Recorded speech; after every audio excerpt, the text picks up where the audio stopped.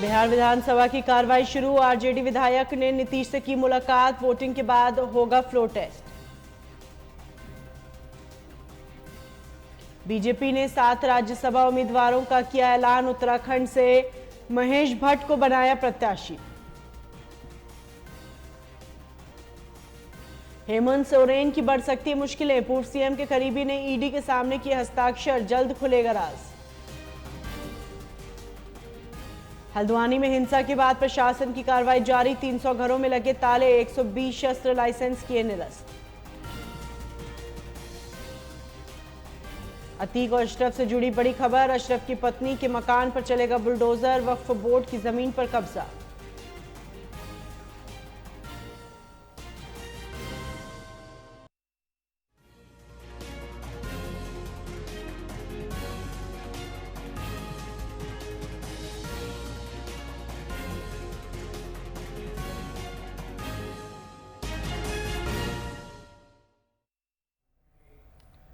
नमस्कार, स्वागत है आपका। आप देख रहे हैं न्यूज लाइव। मैं हूं आपके साथ ना। बिहार की राजनीति में आज बड़ा दिन है। एनडीए सरकार को विधानसभा में बहुमत साबित करना है। कुछ देर में फ्लोर टेस्ट होगा। सदन में बहुमत का जादुई आंकड़ा 122 है। नीतीश अपने पास 128 विधायक होने का दावा कर रहे हैं। वहीं तेजस्वी यादव भी कह चुके हैं कि बिहार में खेला होगा। तेजस्वी के इस बयान के बाद से ही बिहार की राजनीति में हलचल तेज है। आरजेडी के 2 विधायक गायब बताए जा रहे हैं और इस बीच सूत्रों से मिली जानकारी के अनुसार आरजेडी विधायक नीलम देवी जेडीयू के एक वरिष्ठ एमएलसी से मिली हैं, जबकि आरजेडी विधायक चेतन आनंद ने सुबह नीतीश कुमार से मुलाकात की। वहीं राज्यपाल राजेंद्र अर्लेकर के अभिभाषण के दौरान आरजेडी और कांग्रेस विधायकों का हंगामा देखने को मिला है। इस दौरान विधानसभा में तेजस्वी यादव जिंदाबाद के नारे भी लगे।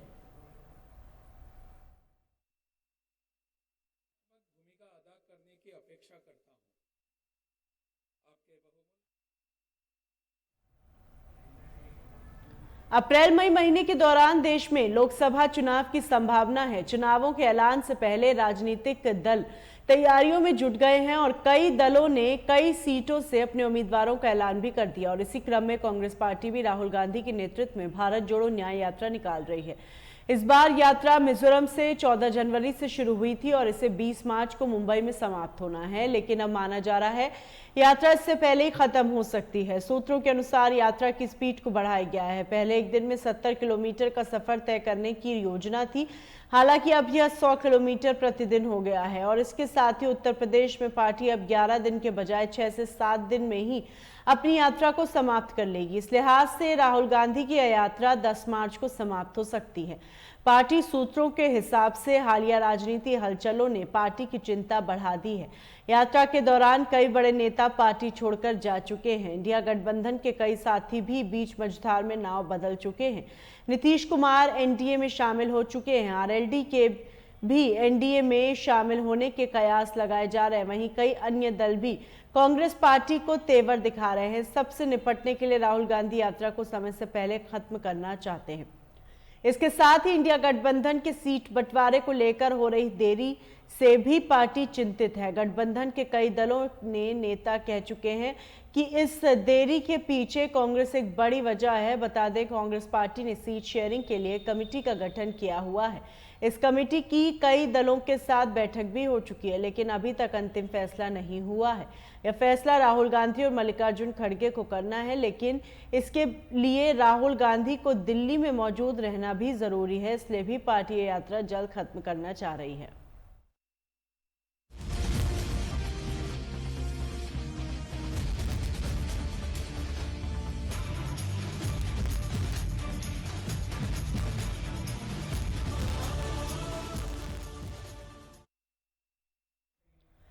एमएसपी के लिए कानून गारंटी और स्वामीनाथन आयोग की सिफारिशों को लागू करने समेत अन्य मांगों को लेकर किसानों ने 13 फरवरी को दिल्ली कूच का ऐलान किया। किसानों के ऐलान के बाद दिल्ली पुलिस ने प्रदर्शनकारी किसानों को रोकने के लिए तैयारियां शुरू कर दी। हरियाणा और दिल्ली पुलिस ने टिकरी बॉर्डर पर कंक्रीट के बड़े बड़े बैरिकेड्स लगा दिए। वहीं हरियाणा सरकार ने सख्ती दिखाते हुए रास्ते की बाड़ेबंदी कर दी और आज सुबह से कई जिलों में मोबाइल इंटरनेट को भी बंद कर दिया और हरियाणा के कई जिलों में धारा 144 लागू कर दी।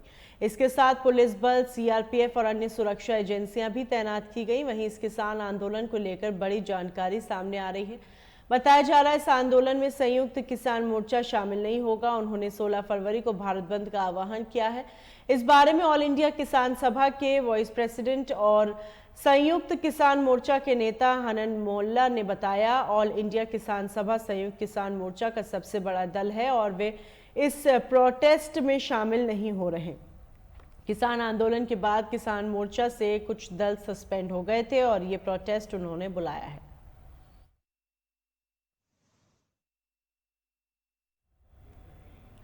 प्राण प्रतिष्ठा के बाद अयोध्या में रामलला के दर्शनों के लिए देश के कोने कोने से लोग धर्मनगरी आ रहे हैं। देश के विभिन्न हिस्सों में रेलगाड़ियां भक्तों को लेकर अयोध्या पहुंच रही हैं। भाजपा ने विशेष रूप से लोगों को राम मंदिर के दर्शन कराने के लिए कई तरह की व्यवस्थाएं की हैं। लोगों को रामलला के दर्शनों की योजना बनाई गई, जिसके तहत पूर्वी दिल्ली के सांसद मनोज तिवारी ने पुरानी दिल्ली रेलवे स्टेशन से एक विशेष गाड़ी को हरी झंडी दिखाकर अयोध्या धाम के लिए रवाना किया है।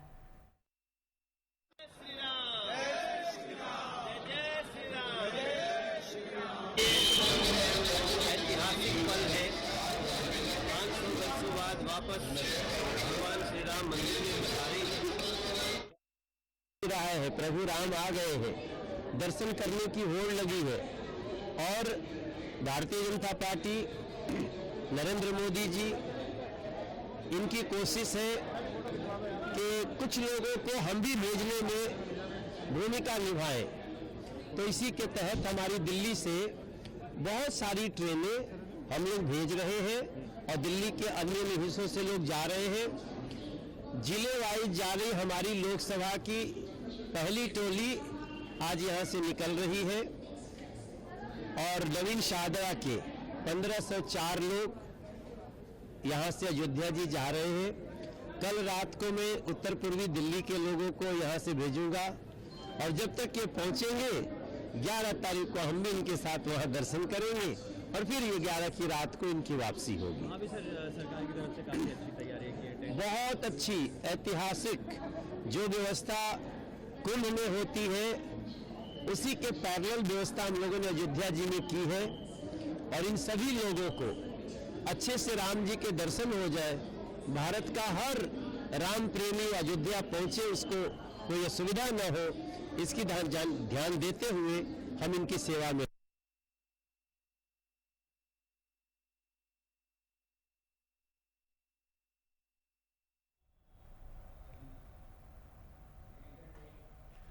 दिल्ली के मुख्यमंत्री अरविंद केजरीवाल आज अयोध्या दौरे पर है। उनके साथ उनकी पत्नी सुनीता केजरीवाल और माता पिता भी हैं। उनके साथ पंजाब के मुख्यमंत्री भगवंत मान भी रामनगरी की यात्रा पर अरविंद केजरीवाल के साथ आए हैं। केजरीवाल करीब 11:30 बजे दिल्ली से अयोध्या के लिए निकल चुके हैं। वहीं दोपहर 2 बजे वो भगवंत मान के साथ अयोध्या एयरपोर्ट पहुंच जाएंगे। फिर वो सीधे राम मंदिर दर्शन करने पहुंचेंगे और फिर शाम तक दिल्ली वापस चले जाएंगे। बता दें, केजरीवाल ने पहले कहा था कि उन्हें 22 जनवरी को आयोजित प्राण प्रतिष्ठा समारोह के लिए औपचारिक निमंत्रण नहीं मिला था। उन्होंने यह भी कहा था कि वो अपने परिवार के साथ राम मंदिर जाकर रामलला के दर्शन करना चाहते हैं और मौका मिलते अयोध्या आने की योजना बनाएंगे।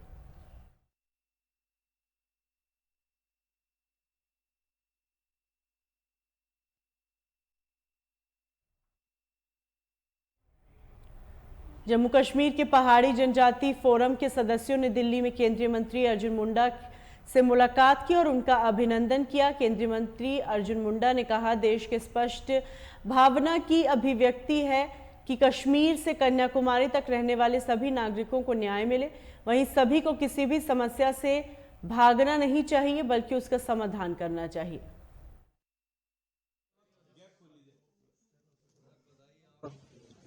देश का स्पष्ट भावना की अभिव्यक्ति है कि कश्मीर से कन्याकुमारी तक रहने वाले समस्त नागरिकों को न्याय मिले। न केवल जम्मू एंड कश्मीर के 3 विधेयक के माध्यम से लोकल बॉडीज में, बैकवर्ड क्लासेस में, शेड्यूल कास्ट में, शेड्यूल ट्राइब्स में, बल्कि यदि आप देखें तो जम्मू कश्मीर के अलावा उड़ीसा के मामले में भी ऐसे बहुत सारे जो कमियां थी उसको दूर किया गया। आंध्र प्रदेश के मामले में इसके पहले भी कई राज्यों की इस तरह की समस्याएं थी जिसका समाधान किया गया। तो प्रतिबद्ध है यह सरकार आदरणीय नरेंद्र भाई मोदी के नेतृत्व में कि हमें कोई भी समस्या से भागना नहीं चाहिए, उसका समाधान का रास्ता ढूंढना चाहिए। जी सर, इससे पहले की जो सरकारें थी उनसे भी डिमांड की जा रही थी लेकिन उन्होंने कुछ नहीं किया। अब जब बिल पास हुआ तो तब भी क्वेश्चन उठाए जा रहे हैं कि डेटा तो है ही नहीं। देखिए, ये जो लोग ये सवाल उठा रहे हैं उनको ये बताना चाहिए कि इतने वर्षों तक शासन करने के बाद वो डेटा पर काम नहीं किए होंगे, इसलिए इस तरह की बातें ज्यादा करें। हमारे पास डेटा है उसका, ऐसा नहीं है कि नहीं है, हमारे पास जानकारियां है, सारी चीजों पर काम हुआ है और विभिन्न स्तरों पर इसकी जो एक कार्य करने की जो एक विधि अपनाई गई है या जो भी इसको करने के मामले में पॉलिसी है, वो सारे पॉलिसी के आधार पर ये सारे विषय निर्णय लिए गए। जी सर, व्हाइट पेपर शोध पत्र जो पार्लियामेंट में है उसको लेके कांग्रेस और ऑपोजिशन कह रहे हैं कि इन्होंने अपना मैनिफेस्टो निकाल दिया है इलेक्शन से पहले ब्राउनी पॉइंट जीतने का। ये अच्छी बात है कि वो इस तरीके से देखते हैं क्योंकि लोगों को विश्वास है कि भारतीय जनता पार्टी की सरकार नरेंद्र भाई मोदी के नेतृत्व में लगातार इस देश का विकास के कार्य को आगे बढ़ा रही है। जी सर, एक आखिरी सवाल, 3 लोगों को जो है भारत रत्न दिया गया कल, इसमें नरसिम्हा राव भी है और स्वामीनाथन है और चौधरी चरण सिंह भी। देखिए, ये सरकार वैसे सारे जिन्होंने देश में योगदान किया है उसका सम्मान करती है जी। और उसी का परिणाम है कि ऐसे महान विभूतियां दलगत स्तर से ऊपर उठ करके इस सरकार में देखा जाता है और इसी का परिणाम है कि आज ऐसे महान विभूतियां जिन्होंने समाज में, राष्ट्र में योगदान किया है, उन्हें भारत रत्न से मरणोपरांत सम्मानित किया जा रहा है।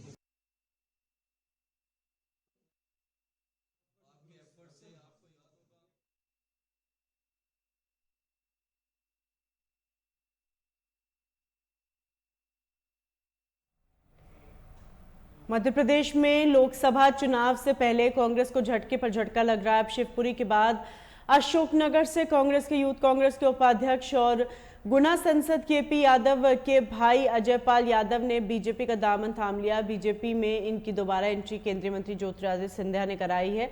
इस मौके पर ज्योतिरादित्य सिंधिया ने कहा, कांग्रेस देश को बैंकरप्ट करना चाहती थी लेकिन आज वो खुद बैंकरप्ट हो चुकी है। एक तरफ कांग्रेस की तुष्टीकरण की नीति है, वहीं दूसरी तरफ भाजपा की तुष्टीकरण की नीति है। देश से अपने की कांग्रेस की विचारधारा बैंकरप्ट हो गई है।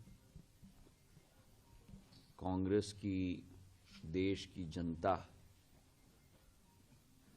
ने अपना विश्वास कांग्रेस से पूर्ण तरीके से कांग्रेस को अपने विश्वास से बैंकरप्ट कर दिया है और कांग्रेस अपने आप ही देश से अपने आप को बैंकरप्ट कर रही है। जो विचारधारा है वो अब देश विरोधी विचारधारा बन गई है। राम मंदिर जैसे कार्यक्रम में निमंत्रण को ठुकराना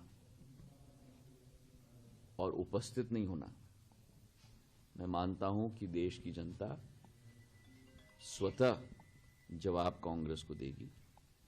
जिस देश के अंदर प्रधानमंत्री जी रात और दिन एक कर रहे हैं ताकि एक एक विकास की योजना का लाभ जन जन तक पहुंचे। 80 करोड़ लोगों को गरीब कल्याण अन्न योजना का वितरण हो रहा है निःशुल्क उनके घरों तक। 10 करोड़ महिलाओं के घरों में उज्ज्वला योजना पहुंच चुका है। 11 करोड़ किसानों को किसान सम्मान निधि दिया जा रहा है। करीब करीब 28 करोड़ देश के जनता जनार्दन को आयुष्मान कार्ड योजना में जुड़ाया गया है। 13 करोड़ हर घर नल योजना के साथ लोग जुड़े हैं।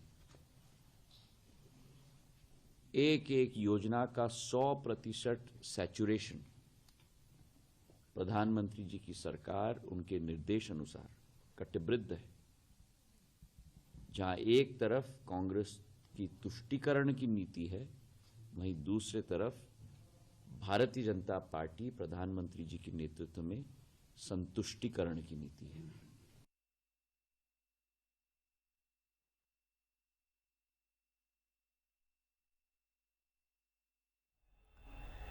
दिल्ली के आम लोगों को केजरीवाल सरकार एक और बड़ी राहत देने जा रही है। सरकार ने पानी के बकाया बिलों को लेकर बड़ा ऐलान किया। जिन लोगों के लंबे समय से पानी के बिल बकाया है, उनके लिए दिल्ली सरकार जल्दी one time water bill settlement scheme लेकर आ रही है और इस योजना को लेकर खाका तैयार हो चुका है और अब इसको लेकर दिल्ली कैबिनेट में प्रस्ताव लाया जाएगा। स्कीम के बारे में जानकारी देते हुए दिल्ली के जल मंत्री सौरभ भारद्वाज ने बताया, दिल्ली में 27 लाख उपभोक्ताओं में से 10 लाख से ज्यादा लोगों का पानी का बिल बकाया है, जिन्हें बिल भुगतान करने के लिए 4 महीने का समय मिलेगा। 40%।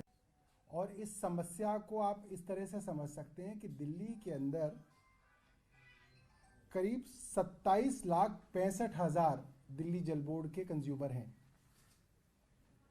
और उसमें से करीब 10,68,000 कंज्यूमर ऐसे हैं जो कि 1/3 से भी ज़्यादा हिस्सा है, वो ऐसे हैं, करीब 40% कंज्यूमर हैं जिन लोगों के एरियर्स बकाया हैं, यानी कि किसी ना किसी कारण से उन लोगों ने दिल्ली जल बोर्ड के बिल देने बंद किए हुए हैं।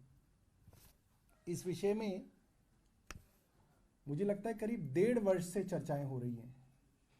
जब मैं वाइस चेयरमैन था दिल्ली जल बोर्ड का, तब से चर्चाएं हो रही हैं और मुझे याद है जब जल बोर्ड रेवेन्यू डिपार्टमेंट के लेवल पे चर्चा हो चुकी होती है और वो चर्चा पक जाती है तो वो बोर्ड के लेवल पे पहुंचती है। और पहली चर्चा जब बोर्ड के लेवल पे पहुंची थी वो थी 11 जनवरी 2023, यानी कि आज से करीब 1 साल पहले। मनीष सिसोदिया जी जल बोर्ड के चेयरपर्सन हुआ करते थे, मैं वाइस चेयरपर्सन हुआ करता था और तब पहली बार दिल्ली जल बोर्ड के अंदर वन टाइम सेटलमेंट स्कीम के बारे में चर्चा हुई थी बोर्ड की मीटिंग में कि ये स्कीम हमें लानी चाहिए। क्यों लानी चाहिए? दिल्ली जल बोर्ड के जो बिल बड़ी संख्या में कंज्यूमर्स को दिए गए, कंज्यूमर्स का ये मानना है कि ये अनाप शनाप बढ़े हुए बिल हैं, अनरीजनेबल हैं, एग्जॉर्बिटेंट हैं और जितना पानी उन्होंने कंज्यूम किया है उसके मुताबिक नहीं है। लिहाजा उनकी जल बोर्ड के खिलाफ इस बिल को लेके ग्रीवेंस है और ये ग्रीवेंस कोई 1-2% लोगों की नहीं है, करीब 40% कंज्यूमर्स की ग्रीवेंस है और ये अक्रॉस द स्पेक्ट्रम है। मैं आपको बताऊं, ऐसा नहीं है कि सिर्फ गरीब लोग हैं जिन्होंने पैसा देना बंद किया हुआ है। इसके अंदर ग्रेटर कैलाश वन और साउथ एक्स और न्यू फ्रेंड्स कॉलोनी के पॉश इलाके भी हैं और इसके अंदर संगम विहार के जे कॉलोनी के भी लोग हैं, ऐसे अक्रॉस द स्पेक्ट्रम है। और ये कहा गया कि और इस स्कीम के अंदर मोटे तौर पे आपकी अपनी जो खपत है पानी की, जो सही खपत है, जिसको जल बोर्ड मानता है कि ये एक जेन्युइन खपत थी इस कस्टमर की, उस खपत का इस्तेमाल करके उसका बिल दोबारा से जनरेट किया जाएगा, रिकास्ट किया जाएगा और उसको एक वन टाइम ऑफर दिया जाएगा। इसीलिए इसको वन टाइम सेटलमेंट स्कीम कहा जाता है। इसके अंदर बिल कम करके एक बार का ऑफर दिया जाएगा कि भाई आपका बिल मान लीजिए 1 लाख रुपए था जो आपको लगता था कि डिस्प्यूटेड है, हमने नए फॉर्मूले से उस बिल को दोबारा रिकास्ट किया और मान लीजिए वो बिल आ जाता है 7,000 रुपए, तो ये 7,000 का वन टाइम ऑफर हम कंज्यूमर को देंगे कि अगर आप ये 7,000 रुपए भर देते हैं तो आपका खाता जीरो हो जाएगा और नई शुरुआत हम लोग कर लेंगे।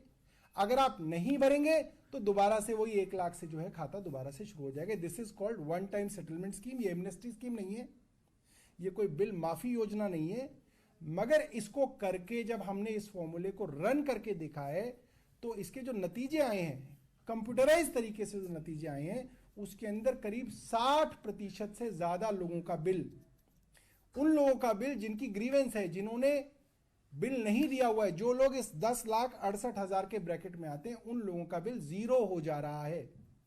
यानी कि डिपार्टमेंट की, बिलिंग सिस्टम की, रेवेन्यू डिपार्टमेंट की, ZRO की, मीटर रीडर की, इस कड़ी में किसी ना किसी की ऐसी गलती रही है जिसकी वजह से उसको एक अनरीजनेबल बिल दे दिया गया जो कि वो पे करने के लिए तैयार नहीं। तो जो पैसा है ये एक नोशनल पैसा है कि साहब इतने 1000 करोड़ रुपया बकाया है कस्टमर के ऊपर, अब वो दे नहीं रहा, हम ले नहीं पा रहे, तो वो ऐसा ही खड़ा है बुक्स में। तो एक अच्छा तरीका है जिससे दिल्ली जल बोर्ड को रेवेन्यू आ जाएगा, दिल्ली जल बोर्ड को काफी पैसा आ जाएगा, सब्सिडी के माध्यम से दिल्ली सरकार से भी पैसा आ जाएगा और कंज्यूमर से भी पैसा आ जाएगा। और एक बार जब आप उनकी स्लेट को साफ कर देंगे, जीरो कर देंगे, तो वो बिल जो है दोबारा से देने के लिए उनके अंदर इच्छा भी जागृत रहेगी, एक ट्रस्ट जो है वो डेवलप होगा। इसलिए ये बिल जो है, ये स्कीम लाई जा रही है और इस समस्या को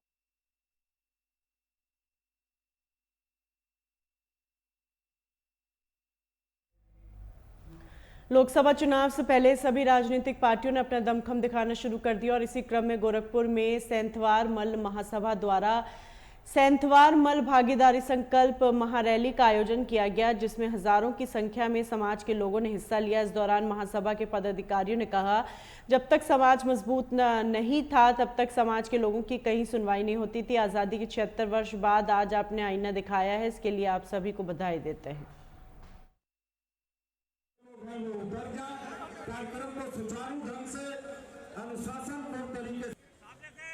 देखिए, मैं सबसे पहले अपने समाज के हर व्यक्ति को धन्यवाद देना चाहता हूं, क्योंकि मेरे समाज के लोगों ने आज अपनी ताकत का एहसास करा दिया और इस ताकत का एहसास सभी राजनीतिक दलों को पता चल गया।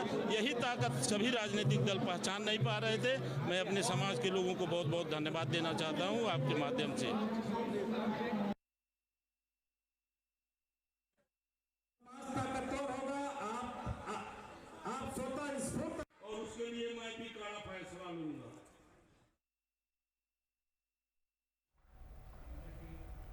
गोरखपुर में ऑल इंडिया प्राइज मनी लक्ष्य चैंपियंस ट्रॉफी क्रिकेट प्रतियोगिता का आयोजन किया जा रहा है, जो 3 मार्च से शुरू होकर 10 मार्च तक चलेगा।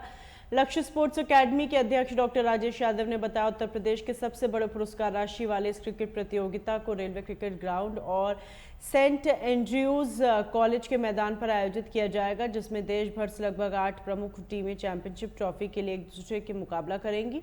मैच लीग आधार पर 20-20 ओवरों का खेला जाएगा। वहीं आयोजन समिति ने सफल आयोजन के लिए तकनीकी समिति सहित अन्य कई कमेटियों का गठन भी किया।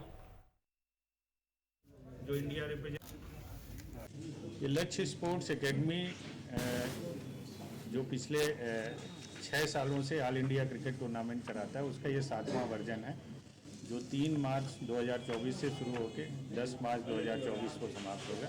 उसी से संदर्भ में ये प्रेस कॉन्फ्रेंस आयोजित की गई है। सर, कुल कितने टीमें इस मैच में भाग लेंगी? हर बार की तरह इस बार भी 8 टीमें होंगी, जिनको 2 पूल में बांटा जाएगा। ये 4-4 लोगों के 2 पूल होंगे। दोनों में से 2 सेमीफाइनल में पहुंचेगी टीमें और उसके बाद एक फाइनल होगा। ये यूपी का सबसे बड़ा प्राइज मनी टूर्नामेंट है। इसमें विजेता टीम को 3 लाख रुपए, उप विजेता टीम को 2 लाख रुपए दिए जाते हैं। इसके अलावा इंडिविजुअल प्राइजेस भी होते हैं। मैन ऑफ द सीरीज का पुरस्कार है जो 21,000 रुपये का होता है।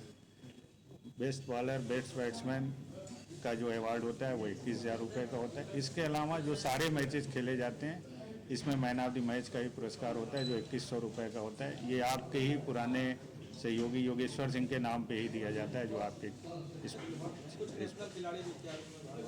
सर अभी तक हमारे पास लगभग 15 टीमों की पूल तैयार है जो आने के लिए तैयार है। उसमें से 8 टीमों को हमको सेलेक्ट करना है, इसीलिए अभी पूल भी डिसाइड नहीं हुआ और किन टीमों को हम सेलेक्ट करेंगे ये अभी डिसाइडेड नहीं है। लेकिन जो टीमें प्रस्तावित हैं उसमें अगर आपने नाम सुना होगा, इंटरनेशनल प्लेयर नरिंदर शरण, उनके आने की संभावना है। इस समय के करंट प्लेयर रिंकू सिंह के आने की संभावना है और ढेर सारे IPL और ऑलमोस्ट सारे ही रणजी प्लेयर जो करंट के हैं उनके आने की संभावना है। ये 3 मार्च से शुरू होगा और 2 ग्राउंड पे होगा, हर बार की तरह रेलवे क्रिकेट ग्राउंड और सेंट एंड्रयूज ग्राउंड पे। अब की बार अच्छी बात यह है कि हम लोग दर्शकों की भी डिमांड थी, बाकी सबकी, कि ये T20 फॉर्मेट में होगा, तो एक ही दिन में हम 2 मैच एक ही ग्राउंड पे करा देंगे। ये जो 8 टीमें चुनी जाएंगी 15 में से, इनमें कोई चुनने का क्या क्या तरीका होगा, जैसे इनमें कैसे आप 15 को? देखिए ये आमंत्रित टूर्नामेंट होता है इनविटेशनल, जिसमें सारे खर्चे लक्ष्य स्पोर्ट्स एकेडमी वहन करती है। तो हम लोग के पास ये ऑप्शन होता है कि जो हमारे पास पाइपलाइन में टीमें हो उसमें जो बेस्ट 8 टीमें हों, जिसमें जो है बड़े नाम हो, national international current Ranji IPL players जिसमें सबसे ज़्यादा होते हैं, उन टीमों को हम बुलाने की कोशिश करते हैं। तो उसका तरीका हम ये रखते हैं कि हम 15 टीम से उनके जो 16 सदस्यीय टीम होगी उनके प्लेयर्स का लिस्ट हम मंगाते हैं। उसकी एक ज़रूरत ये भी होती है कि किट भी हम प्रोवाइड करते हैं, तो साइज के हिसाब से उनकी किट भी बनानी होती है। तो उसके जो लिस्ट होती है उसमें जिसमें बड़े प्लेयर्स के नाम ज़्यादा होते हैं हम लोग उनको प्रायोरिटीज देते हैं। इसको हम लोग ऐसे भी कहते हैं कि जो हम लोग के टूर्नामेंट चल रहे हैं, जो पिछले वर्ष का टूर्नामेंट का चैंपियन और सेमीफाइनल फाइनल की 2 टीमें हैं, वो ऑटोमेटिकली इन्वॉल्व हो जाती है, हमारे साथ इनविटेशन में आ जाती है, क्योंकि वो उस टूर्नामेंट की बेस्ट 2 टीमें होती हैं। तो ये हम लोग 2 टीमें को हम लोग लेके चलते हैं, बाकी और जो टीमें हैं वो हम लोग चूज करते हैं, बेस्ट जो उनकी खिलाड़ी हैं जो उनके साथ, उनको लेते हुए।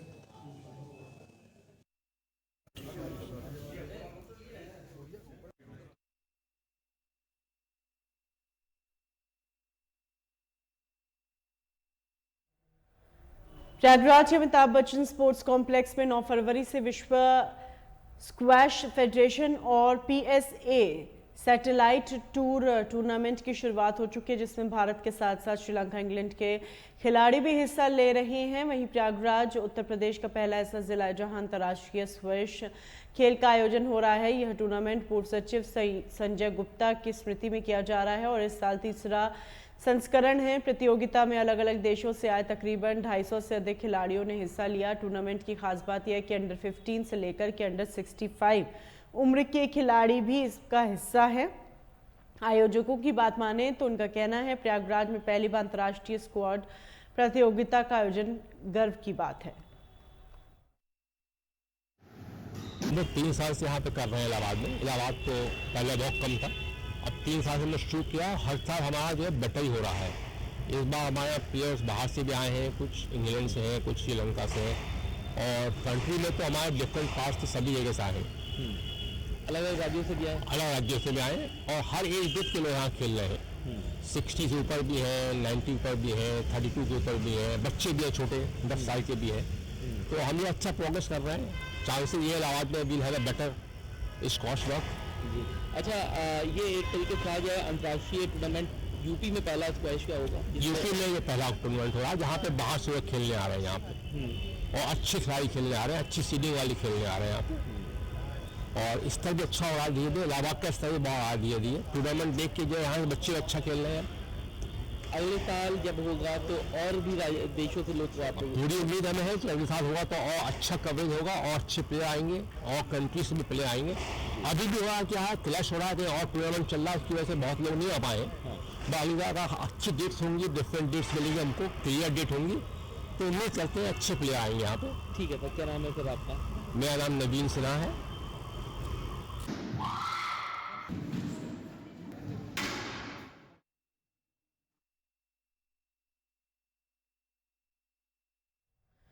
प्रयागराज में एक बार फिर अपराधियों के हौसले बुलंद हैं। ताज़ा मामला जिला पंचायत सदस्य बाबरी यादव व उनके पति पूर्व जिला पंचायत सदस्य रणधीर सिंह यादव का है, जिसके ऊपर गांव के ही कुछ लोगों ने घर में घुसकर जानलेवा हमला कर दिया।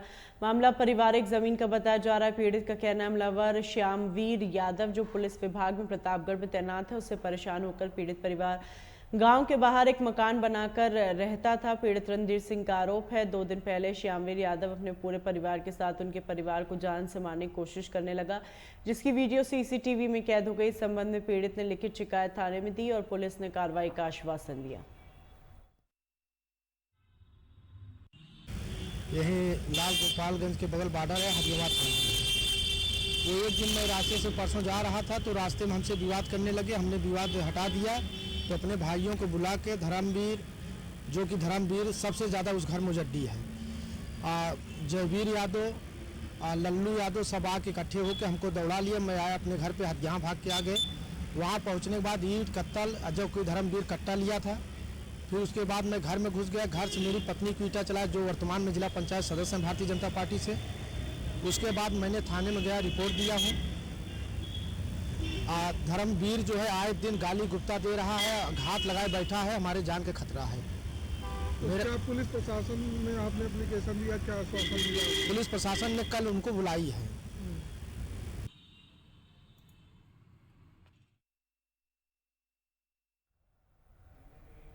अयोध्या से दर्शन कर लौट रहे श्रद्धालुओं की बस सड़क के किनारे अनियंत्रित होकर पेड़ से टकरा गई। बस में सवार 5 श्रद्धालु घायल हो गए, जिनका जिला अस्पताल में इलाज जारी है। वहीं इस हादसे में एक श्रद्धालु गंभीर रूप से घायल हो गया, जिसे लखनऊ के लिए रेफर किया गया। वहां जिला अस्पताल पहुंचे भाजपा के जिला अध्यक्ष राजेश शुक्ला ने घायलों से बातचीत की और डॉक्टर को समुचित इलाज के लिए दिशा निर्देश दिए। बीजेपी के जिला अध्यक्ष के साथ अस्पताल में भाजपा महामंत्री विश्राम सागर राठौर और भाजपा मंत्री जय सिंह भी घायलों को देखने के लिए अस्पताल पहुंची।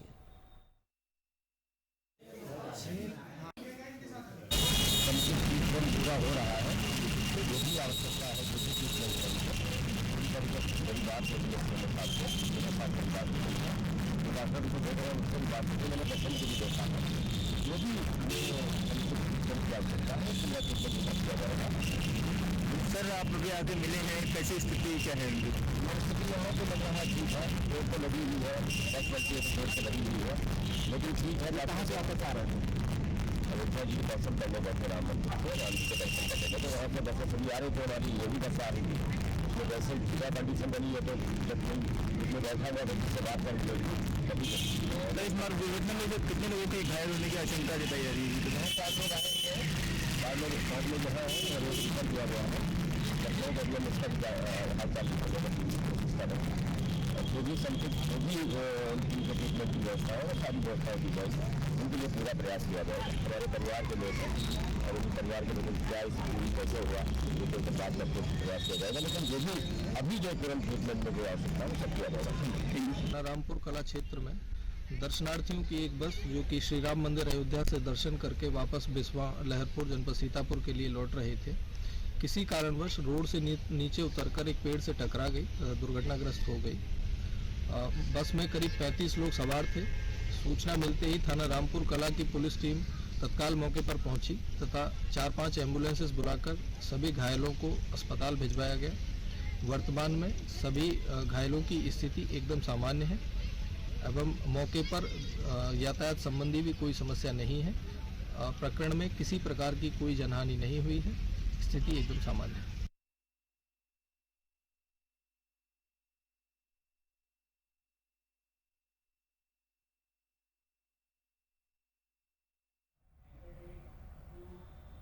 खबरों के साथ बुलेटिन में फिलहाल इतना ही, दीजिए इजाजत।